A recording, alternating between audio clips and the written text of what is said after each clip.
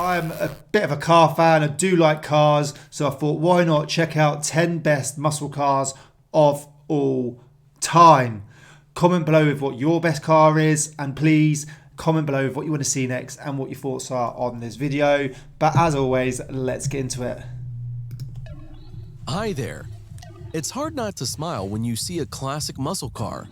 These powerful monsters were created to not only take you from one point to another, but also to deliver a thrilling ride full of heart-pounding pleasure. Big, heavy, loud, and rough, they're all the wonderful things in muscle cars that you should love the American automobile industry for.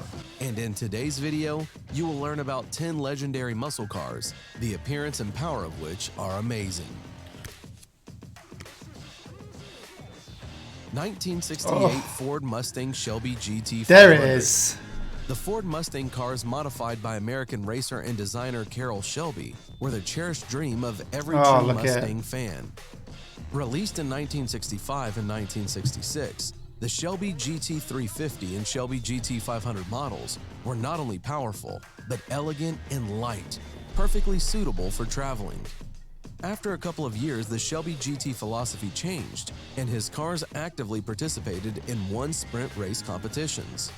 So under the hood of the 1967 and 1968 Shelby GT500 was an engine with a capacity of 625 horsepower and a volume of 427 cubic inches. If I had all the money in the world, money was not like a thing. I didn't care. This is the car. I didn't think it would come up as number one, but this was the car I was hoping was in here, and I thought it has to be in here. The 67 to 68 Shelby Mustang. I would love to have this car. I think it's absolutely beautiful. The engine is aligned with a 6-speed manual gearbox designed for drag races. The increased body length and more aggressive appearance of the car favorably distinguished the Ford Mustang Shelby GT500 from the 1965 GT350 models. 1970 Chevrolet Camaro Z28. Yeah, very famous car. Chevrolet Camaro, the iconic American passenger car, manufactured by the Chevrolet division of General Motors Corporation. Cars of the second generation were produced from February 1970 to August 1981. Isn't this like everyone's American high school dream car? The standard Sport Coupe model could be supplemented with the special design package Rally Sport RS, or equipped with more powerful engines performed by the Super Sport SS. In parallel with the release of these modifications, a high-speed package was also released under the code Z28. No one advertised it or offered it, and it was not broadcast to the general public.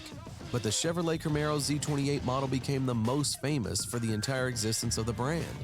Package options for the Z28 included a special 5.7-liter engine with 360 horsepower, spoilers front and rear, and coloring in the... The drone age has begun in the large-scale military online action game War Thunder. The form of racing stripes on the hood and trunk lid, white for cars painted in dark colors, and black for cars painted of light shades. Nice, but not as good as the 67, 68 Shelby. Chevrolet Impala SS. The Chevrolet Impala is another iconic American full-size car, manufactured by the Chevrolet division of General Motors Corporation. The sports modification Impala SS Super Sport was produced from 1965 to 1967 and won a crowd of fans. The body of the 1965 model was great by American standards and remained in service for a long time. But in 1967, it was restyled. The car received a more thorough sculptural study.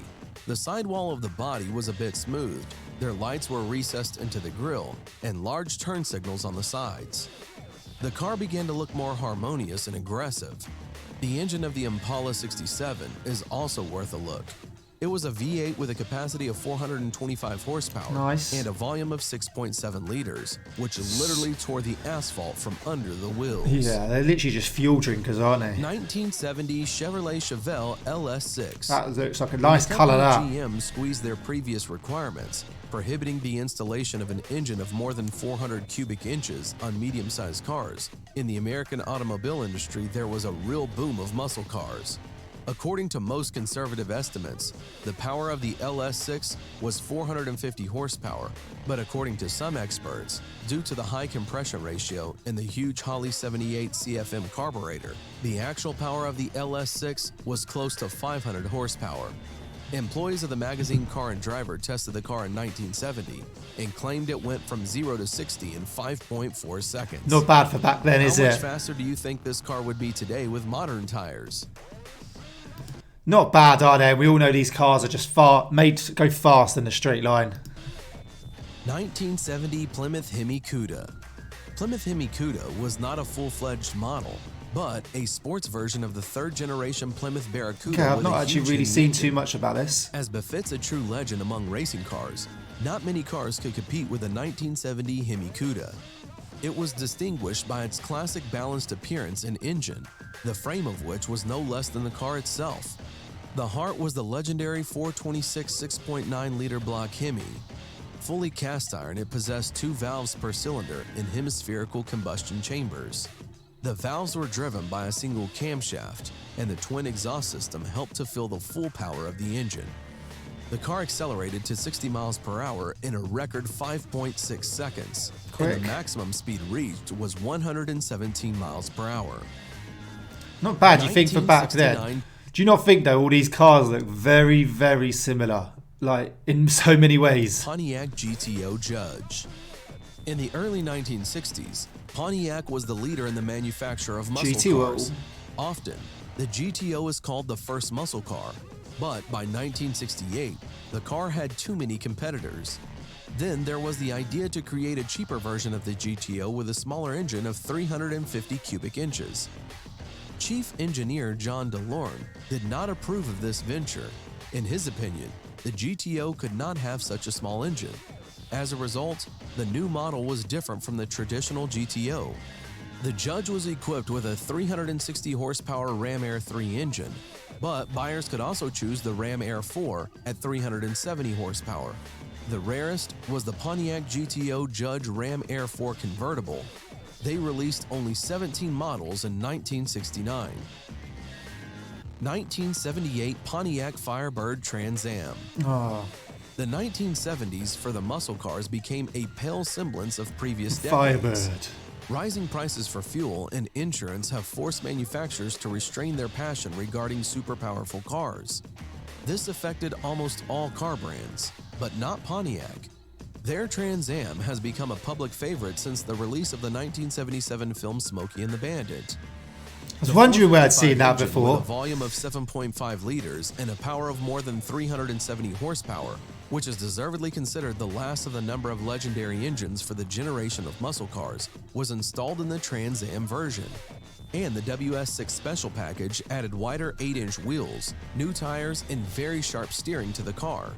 As a result, the Pontiac Firebird Trans Am has become much more agile and faster on the track than the Chevy Corvette.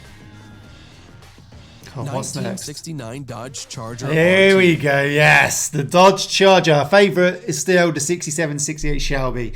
I would purchase one of them right away if I could and import it to the UK. I do not care. But this is number 2 for me. The Dodge Charger. I think it's an absolute beautiful car. With these cars, what I like is they have the curves, but they're still boxy. I like a boxy car. These new modern electric cars, they're all smooth and I don't like it. I like a boxy car. And this is big, it's muscular. This is number 2 for me. The Dodge Charger is the iconic American car produced by Dodge, division of Chrysler Corporation. In 1969, the Dodge Charger was slightly modified from the previous 68-year version. External changes included a new grille with a split in the center and new taillights from designer Harvey Look at that, it's beautiful. A new trim line called Special Edition was also added. In addition, to further enhance the image of the muscle car, a new option package was added under the name RT, which meant Road Track. The RT index was placed only on cars with high power. The Dodge Charger RT came with the 440 Magnum or 426 Hemi engine. Look at that for an engine. 1969 Ford Mustang Boss 429. The golden years of NASCAR came at the end of the 70s and the beginning of the 80s. Automakers were serious about racing, and for the purpose of homologation, that is to participate in racing models, they should have produced at least 500 models, however, often producing models that were extremely dangerous for the streets. The Ford Mustang Boss 429 was a real beast. Its V8 429 cubic inches gave out this game. You're not ready. 375 horsepower and 6,000 RPMs. Ooh, nice. But the engine was so massive that it did not fit into the classic engine compartment of the Mustang. That's nice. Look at that. Ford White. signed a contract with the company CarCraft to eliminate all interface. Specialists at CarCraft had to redo half the elements to make room and literally squeeze in the engine. It's mad to think, Today isn't at it? auction, the model 1969 Ford Mustang Boss 429 is sold for more than $200,000. Whoa, you look at that. That's a Ford. And then in the UK, you got people driving around in little Ford Fiestas, Ford Focuses. And this is what they were making over in the US. This is a Ford car, like the proper old classic Ford. And then you got people pulling around in a 1 litre Fiesta. 1970 Dodge Challenger RT. The Dodge Challenger is a cult car designed to compare with cars like the Chevrolet Camaro, Ford Mustang, and Pontiac Firebird. Coupe models were offered in 4 versions: Challenger 6, Challenger V8, Challenger TA, and Challenger RT. The Challenger RT is a more powerful model with a Chrysler 383 Magnum V8 engine with a capacity of 335 horsepower. Additionally, the RT was equipped with the Chrysler RB440 V8 Magnum 375 horsepower, Chrysler RB440 V8 6-pack 390 horsepower, and Chrysler RB426 V8 Hemi 425 horsepower engines. The Challenger RT was available in a coupe or convertible type body. The coupe in SE version could be ordered with a more luxurious body, which included leather seats, a vinyl roof, as well as a smaller rear window. And lastly, another great muscle car, 1969 Mercury Cougar Eliminator.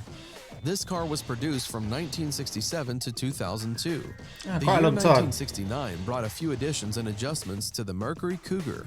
For the first time, the most productive package, Eliminator, appeared, which in the basic configuration came with a 4-chamber carburetor and an 8-cylinder 351 cubic engine with a capacity of 290 horsepower. It was distinguished with a black grille, special bands on the body, front and rear spoilers, and a large air intake. The body was painted only in bright colors. Just so you could be seen That's driving. all for today. Write in the comments which of these cars. Wicked. Go and check out the original video as always. For me, the 67, 68 Shelby Mustang is number 1. Dodge Charger number 2. If I had the money, I would import those 2 cars over here for sure. I think they're brilliant. I think the Shelby just looks amazing. But I am a big fan of American muscle cars. You know, I'm not saying I know loads about them, but I love the look of them. I think they sound amazing. And they are just what a car's meant to be. Not these new, modern, stylish electric cars or anything like that. Just a big old classic Ford Mustang is a car that I would love. But let us know what your thoughts are. What is your number 1? Please comment in the comment section below. Hope you enjoyed the video. Please subscribe. Like I said, go and check out our original video, Combat Ready HQ. That's the main channel. But hopefully you enjoy the second channel as well. And I will see you soon.